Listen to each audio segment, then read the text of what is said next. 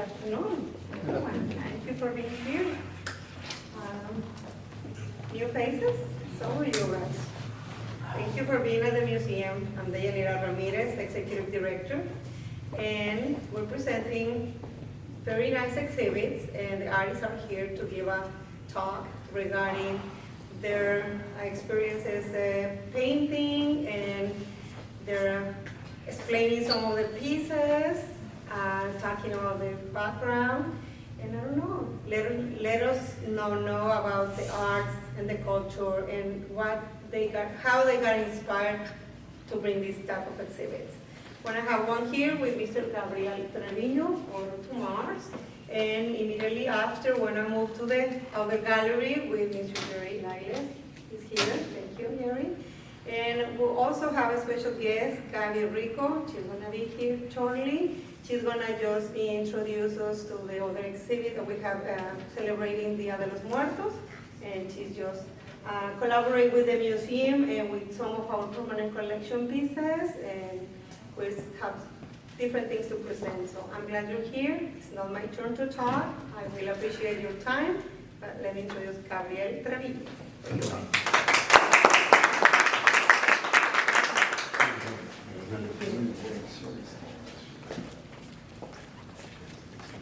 Say cheese.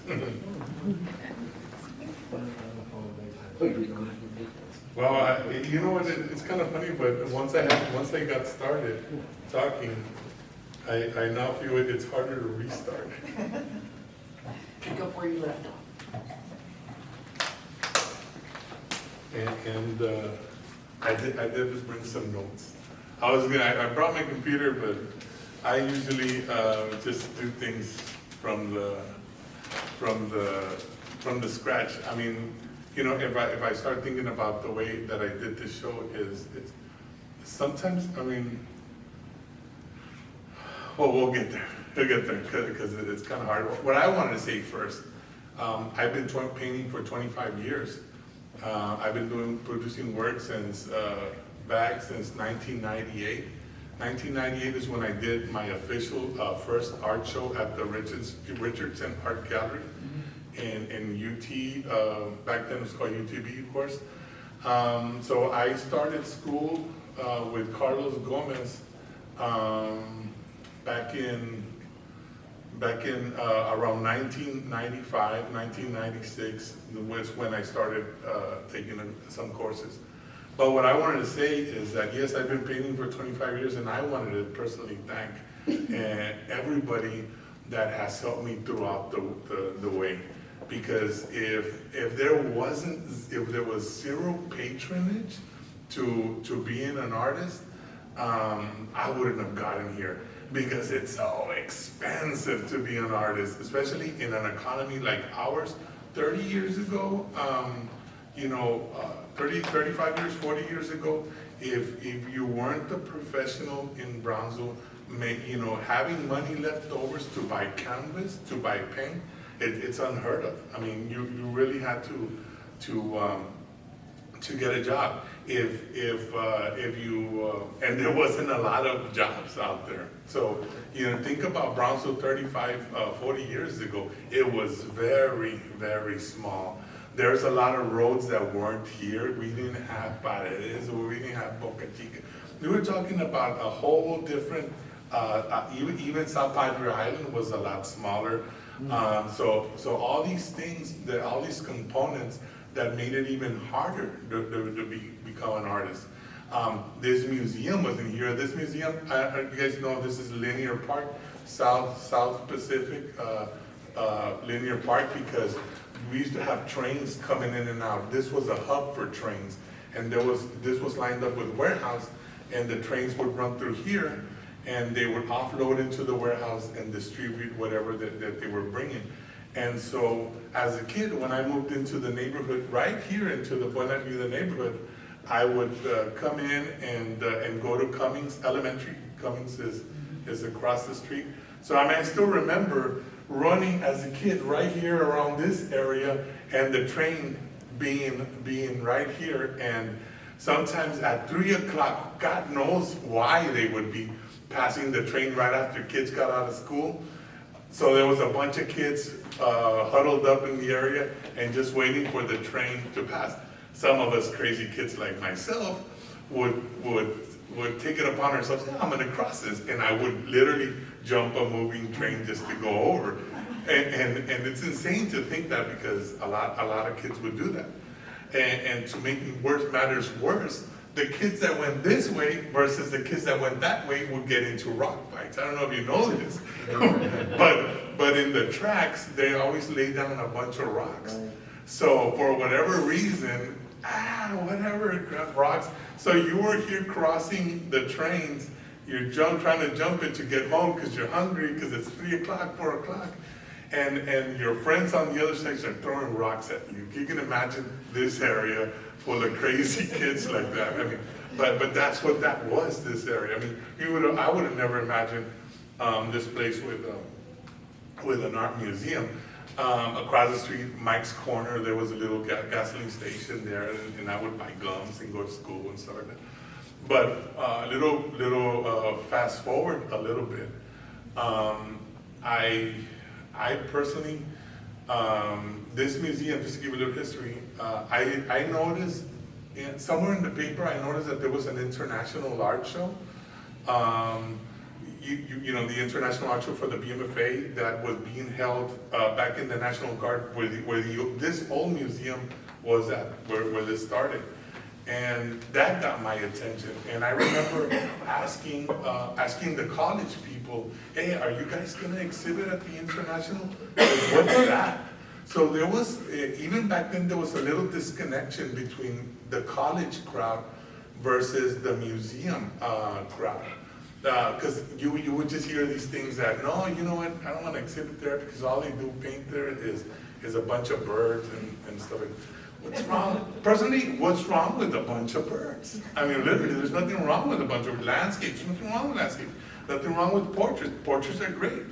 But I saw there's starting to be a movement of two worlds combining, the newer generation with the older generation really coming together and forming up a growth in what I think was an art movement that was, of course, started by an art league previously that molded into the museum, that molded into something else. And then back then, the museum director, I can remember telling me one time, it's like, "Hey, we're building a museum." You know, I didn't know what the board was doing or anything like that. But she's like, "We're building a museum and it's coming soon." And then slowly but surely you started seeing progress in the museum coming. And then within all that, galleries started opening the 409 and other planters and everybody. So there started to be opportunity besides the university, because the university was kind of real wanting to just be within itself and not scatter. But then it did. With the growth, it started to, and you got that generational gap kind of closed in, and you saw an explosion in art. Well, within that explosion, I was there too, and I started. I got into art with a little bit of that. Of course, the most popular artists, Picasso's, Salvador Dali, Jeff Koons, all the popular stuff. Any popular artist, bring it. I probably was influenced by it, and so so I was influenced by the surrealist works a lot, and just trying to mold it into that. But remember that, you know, I'm a product of BISD, so I get taught whatever they teach me, you know. And back then there wasn't museums to go to. If I saw an art piece, it wasn't until I was the age of 18. There was no, before that, when I was in the school system, if I saw art, I was very ignorant. I literally just saw it through books. And when I saw a painting, I would actually thought like, "Hey, where's the glass?" I thought everything was under glass. I didn't know it was literally exposed like that. I was that ignorant. And so within time, when I turned 19, I had the opportunity to go to Washington DC and I went over there and I got to see the Smithsonian, and I got to see, for my first time, got to see a museum. But not only a museum, the Smithsonian is the museum. It's not MoMA, but the Smithsonian has an array of historical to contemporary art. And so literally I came back with the whole knowledge of what you really could do as an artist. And so I brought that knowledge within myself, and I was producing work. For some reason or another, working with Carlos Gomez, Gomez being a very prideful Chicano artist. He was a prideful Chicano artist, but at the same time he hated the label because he thought that the label Chicano art brought him down. Because they say, oh, you know what, people would say he's a Chicano artist, he doesn't fit. You know, they would label him a Chicano artist. And yes, it's good to be a Chicano artist, but at the same time he felt it was like, no, I'm just an artist, just like everybody else. And so there was those stories that he would tell me, and I got into the idea of really connecting with my roots at that point, of connecting with the idea, well, I'm a Mexican American. I don't know if I'm a Chicano because I always felt that Chicano was very related to farm workers. And I didn't, growing up here in Brownsville, and my parents weren't migrants. My parents just worked, and they worked in factories, and they worked doing this or that. But we were never associated with having a struggle to being a farmer, or, all honesty, I've never felt racism because I was always here around people that were just like me. You know, yes, we have a diversity pool of people, but I've never felt that I was held down. No, I had all the opportunities just like everybody else. And so I became working with Mexican American art, like really connecting, because growing up here, I literally have family on both sides of the border. So I would come and go to Brownsville and Matamoros. When I was a kid, I would even ride my bike to Matamoros. Things like, you know, people see those people with people selling fruits and stuff like that. I actually did that when I was a kid. I sold fruit in a carreton. I mean, paleteros and stuff like that. Like just living that, I actually went through all that stuff. Until the whole idea of the pachucos and those kind of dark people hanging on the alleyways and stuff like that. Unfortunately, I went through that too because it was saturated here, especially in this area. It was literally saturated with a lot of mischievous people. Unfortunately, you know. So within that parameter of everything I told you, which I'm trying to get at is how did I get into the ideologies, the narrative of being a Mexican American visually in the work? It was because I was dead center, right on the border of everything. I mean, I couldn't help it but absorb what I was doing in this area, you know, being Mexican American. Not because I was fighting, as a farm worker. It's just because I was living here. That if you plant your roots here, you just can't help but absorb the water that's being brewed here. So I took that in, and then I felt the work got that narrative, that being Mexican American narrative. That's why you see the colors, the iconography, and all that. Not because I was trending, but it's because that's just what we have here. If there's anything that I pride myself in the work is that I am, I'm not for hire. I've tried to never be for hire. Hey, can you paint this for me? Whatever. I would tell them yes, but I never call them. I would just avoid them. You paint this because you're an artist. You should paint this. I kind of would always say, never call them. I would never be a for hire. I wasn't a person that you could hire to be an artist. I was always doing my thing, and I felt that was really important, is to maintain the idea that the work that I was producing was my own and nobody else's, so that if I was gonna be true to what I was doing, it had to be only what I wanted to do. And that was one of the hardest things, because if you're not doing what people want, paint me some angelitos or paint me another Virgen de Guadalupe, which over and over, you know. So I since I was unemployable, then I wasn't willing I was willing to take the risk that I'm gonna do my own stuff, and if people buy it, great. And if people don't buy it, I'm gonna have to risk this. And so, I mean, I don't come from money, and a lot of us don't.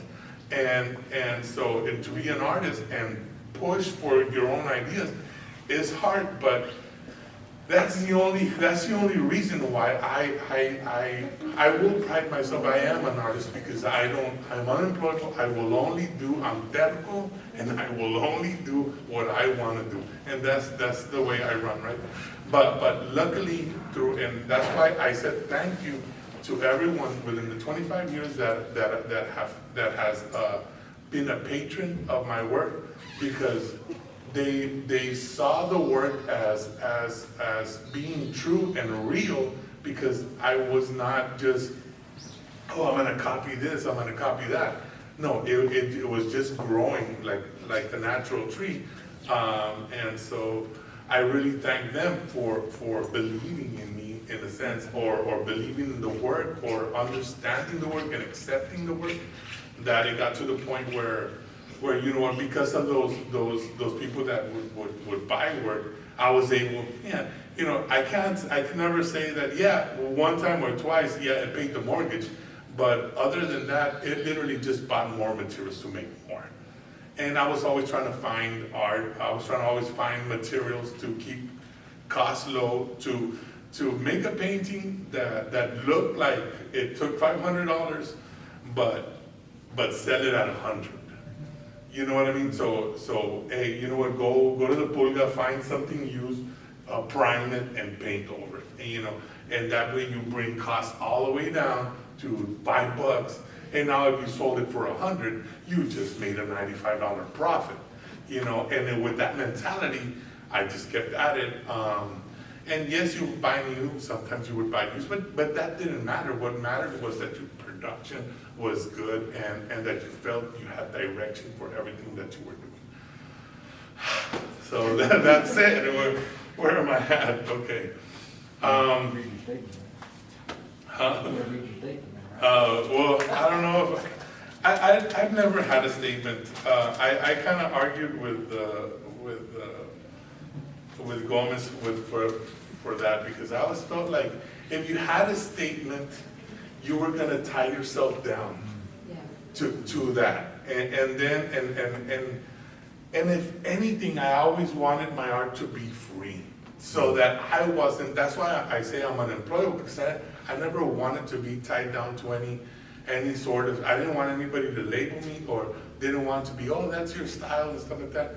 Well, wait till tomorrow, because I'm gonna change it tomorrow, you know, because I always felt that. I always felt like I always wanted to do what I want to do, so that if anything, like, maybe I didn't get a chance to go around the world in life, but I sure did what I wanted to with my artwork, and that's what had motivated me a lot. Of course, there was challenges that came about, but you know, you overcome them just like anything. But you know, again, thank you guys for listening to all of this. I have a question. Yeah, yes. What's the story with the tortilla makers? I might have missed it because I went to check on the kids, but. Oh, okay. So throughout my production, and the thing is that too, is that since I've been painting for 25 years, I've almost took my work in series, so that within 2 years I created a series, the next 2 years I created some other series. I always felt that there was room to evolve and to move. Within 2015, 2016, I fell into this idea that literally was one of the ideas that grew the most, which was the tortilla maker. And I really felt proud of that because the tortilla maker is something that's very local to our area, making tortillas. You know, I don't know of anybody that goes out on any given day in Brownsville that doesn't buy a taco or produce a tortilla to eat with their meal or whatever. You know, it's just kind of 90% standard here. And so I felt that was a universal tool to put as an iconography, just the same way you put the crucifix in a lot of the work, or the Virgen de Guadalupe, or things like, or a skull. You know, it's part of iconography. So I felt that I could use that and put it in my work so that I could feel connected, so that people that were viewers of the work can feel connected. Oh man, if I see a tortilla maker, oh, that's Brownsville, that's the tortilla maker. So I called it the Great Tortilla Maker. The Great Tortilla Maker, because I remember I used to live, my friend Juan, this is my childhood friend right there. Elementary friend, second grade, I still owe you $2 for the popcorn. I love you, man, thank you for coming. And he's one of those that walked with me in this area. So I remember sitting in Edelstein Park, which is a park within this neighborhood. I remember sitting with the guys and friends and stuff like that, and talking about, oh man, because we would be sitting there for a while. My mom makes the best tortillas, and then somebody else would say, no man, usually my grandma, I don't know what she does. She wakes up real early and she molds the flour, and then she does this and that, and man, the tortillas are exquisite, you know, they're to die for. Everybody drools and stuff like that. And so everybody went back and forth with the stories about making tortillas that I thought it was funny that, you know what, I had that memory so imprinted in me that I was like, man, that's the Great Tortilla Maker. It's an invisible person. It doesn't exist. They're all great tortilla makers, you know? And so I exaggerated the idea, well, my tortilla maker is a contortionist, and she could do handstands or she's a skateboarder and she can do tortillas while she's skateboarding. And so you can really universally place that subject in so many, oh, you know what, mine drives and makes tortillas. You can literally just change the narrative over and over again so it becomes an infinite thing. So that's where the story comes from, the Great Tortilla Maker, by the way.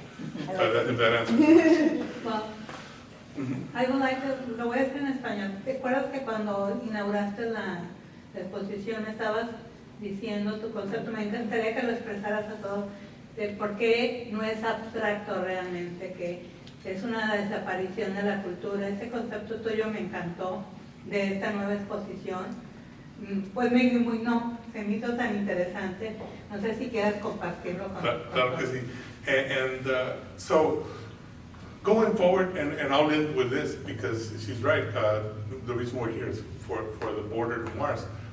What you see, I've never been a painter of abstract art. I don't understand abstract art. Whenever I look at whenever I do a figure, I see things, and I want to bring them out, because anything, a mancha or a figure of shape, whatever, I see persons, see animals, I see a telephone, whatever. So anyway, so I've never understood abstract that way. So the idea of, with everything I've said, of being Mexican American and all that, here comes organizations like SpaceX. And I'm not saying SpaceX is good or bad. That's not what I'm here to say. This is not a political thing. I'm just saying, like, organizations like SpaceX, or it could be other things like we had narco violence. Narco violence had a big presence here in our area. So much that I will tell you a brief story. You'll want to ask questions later, but some organizations will not even exhibit art that had to do with narco violence because they were afraid of retaliation even here in our area. They wouldn't touch the subject. So when having things like that, we're really influential in artists. When I started hearing a lot of narcotics, I started seeing a lot of artists. Man, this guy's painting people getting beheaded. This guy's painting people being dragged in the Rio Grande River. I mean, there was a lot of visual narrative of that. So if you think of the same thing with something like SpaceX, which is a lot in the news, it's just literally being put out there, whether you like it or not. It has nothing to do with that. What it has to do is that it's influential not only to the economy, but to the culture as well. So, and this phrase sticks to me a lot. You guys ever heard of Papi Musk? You guys ever heard, okay, let's call Papi Musk so that he can bail us out? So with that phrase, I started thinking, you know what? What if something like the Virgen de Guadalupe gets replaced with a new iconography of somebody like Musk, you know, as being a higher figure that literally just creates a visual appearance in not just my work but everybody's work. And then you saw this artist downtown create a giant Musk right in the middle of downtown. Mm-hmm. And then you see businesses with astro traveling and all this stuff. So I was like, wow, man, the iconography is really changing. So within my own work, I said, you know what if I take off the iconography that I'm used to painting, even the tortilla maker, you take it off and it feels like it's coming out. So what you're looking at when you're looking at these works are empty spaces. They're empty spaces where things once roamed in that area and now are gone. So now you see just little silhouettes or traces of figures. That's where the work comes from. That's why I say we went from the border to Mars, because our culture is beginning to disappear. What we once knew, all the stories that I told you, once I'm gone, this will be a new Brownsville. So it'll become a place where you probably come here, not even think about the border, because the border will disappear. You'll just think about, oh, we're going to space, and I'm gonna get in line to get on that rocket. I mean, the whole narrative has nothing to do with you know what? Oh, I went to Brownsville, I love the music, I love the food, I love charities. I mean, all of that will dissipate. You know, and then, I'm not saying that this is gonna happen. I'm just trying to help you picture a world where this could happen if we were to just literally let go of a culture and start paying attention to something else. So it's good to celebrate our culture. It's good to go to art shows. It's good to go to charities. It's good to do good to make tortillas. Stop stop going to Stripes and losing. You know how a lot of people used to know how to make tortillas. Now they just go to Stripes and just buy them for $1. Nobody knows how to make them anymore. I think if you ask somebody, you have to look it up in the Smithsonian. Hey, how do you make tortillas? You know, because that idea is gone. So anyways, that's border to Mars, by the way. And I'll close with that. Thank you so much for coming.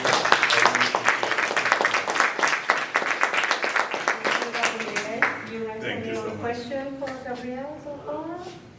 I would like to invite you, and first of all, I want to recognize representation from our board of directors, Dr. Kites, Ruth Kites. Thank you for being here tonight. And our members of the museum for the support, taking classes. So 2 of our students are here. they decide to skip the class for a while and enjoy the tour, so, and the talk, so thank you, Gabriel, Thank you. again. Thanks so And much. for the new faces here and other supporters of the museum. Gabby Rick was here, I would like to call her